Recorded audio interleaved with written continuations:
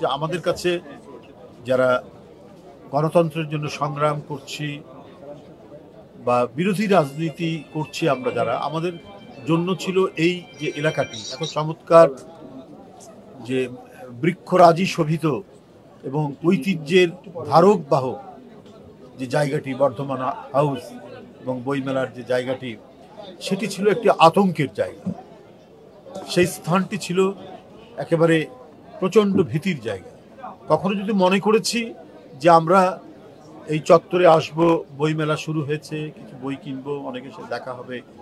আমরা যখন ইউনিভার্সিটিতে পড়তাম, যখন আসতাম, তখন একটা চমৎকার আড্ডা জমতো বন্ধু বান্ধবদের মধ্যে, বইও কেনা হতো, কথাবার্তা বলা হতো, মানে মনের মধ্যে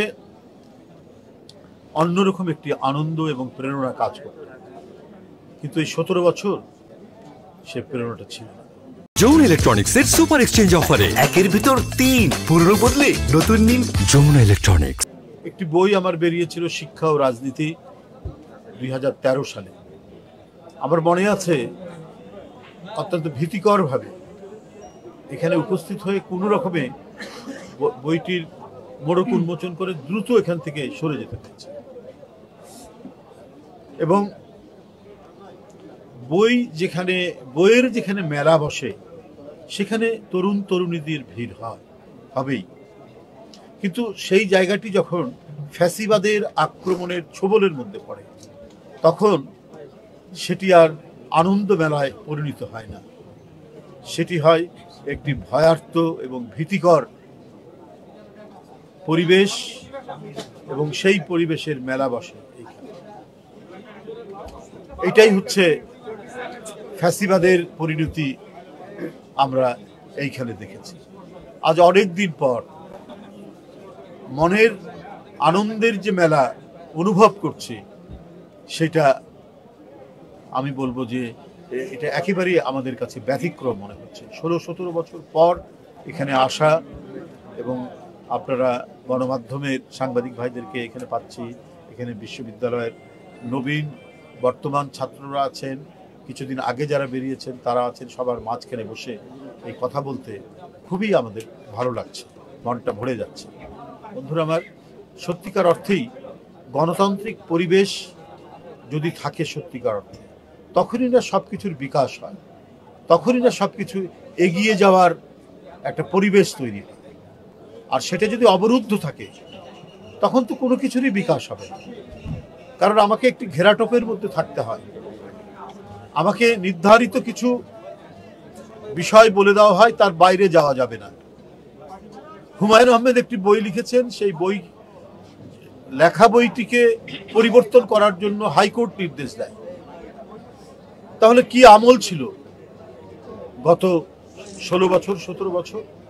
অর্থাৎ আপনি কিভাবে জীবনযাপন করবেন, আপনার জীবনাচরণ, আপনার কথা বলা, আপনার লেখা, সব নির্ধারিত হবে আপনার ফ্যাসিবাদী কর্তৃত্বের হুমকির মুখে। তাদের নির্দেশনার মধ্যেই সেটি লিখতে হবে, সেটি বলতে হবে। সেই পরিস্থিতি এখানে বিদ্যমান ছিল। অথচ পৃথিবীর যারা বিদ্বজ্জন, তারা কিন্তু ভিন্ন কথা বলেছে। তারা বলেছেন যে লেখা এবং পড়া, এই দুইটার সাথে উন্মুক্ত থাকার একটা অন্যতম বিষয় জড়িয়ে আছে।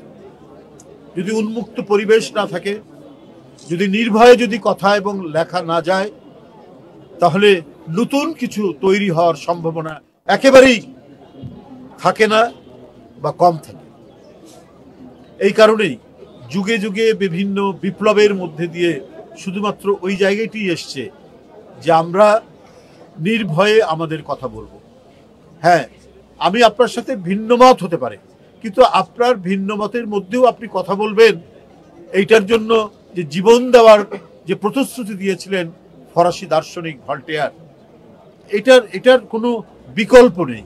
এই অমূল্য কথা আজও সত্য, শেখ হাসিনার আমলেও সত্য। এটা শুধু সেই রাজা বাদশাহ বা ফ্রান্সের সেই চার্লসের আমলে সত্য নয়, এটা শেখ হাসিনার আমল পর্যন্ত সেটি সত্য ছিল, যে এইরকম পরিবেশের মধ্যেও যে কথা বলতে হবে এবং আমি তোমার বিরোধিতা করতে পারি, কিন্তু তোমার কথা বলার নিশ্চিন্তে স্বাধীনভাবে কথা বলার জন্য আমাদের জীবন দিতে পারি। সেই বিষয়টি আজও সত্য হয়ে থেকেছে যখন আমাদের দেশে ফ্যাসিবাদ কায়েম হয়েছে অত্যন্ত নিষ্ঠুর। উপস্থিত বন্ধুরা, বই পাঠ করা এবং জ্ঞানভিত্তিক একটি সমাজ তৈরি করা এটা অত্যন্ত জরুরি। জ্ঞানভিত্তিক একটি সমাজ তৈরি হলে পরেই আপনার গণতান্ত্রিক সমাজের পূর্ব শর্তই হচ্ছে জ্ঞানভিত্তিক সমাজ। সেখানে গ্রন্থ পাঠ, বই কেনা এবং বই পড়া এটি হচ্ছে অত্যন্ত জরুরি এবং এই পরিবেশটি নিশ্চিত হলে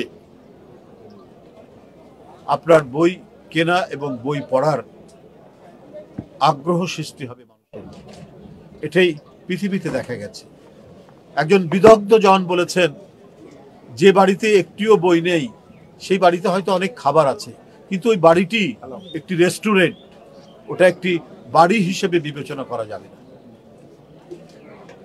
হয়তো বাবা মা ছেলে সন্তান সবই আছে, কিন্তু কোনো গ্রন্থ নেই, বই নেই, ওই বাসাটি ওই বাড়িটি একটি রেস্টুরেন্টে ছাড়া আর কিছু বলা যাবে না।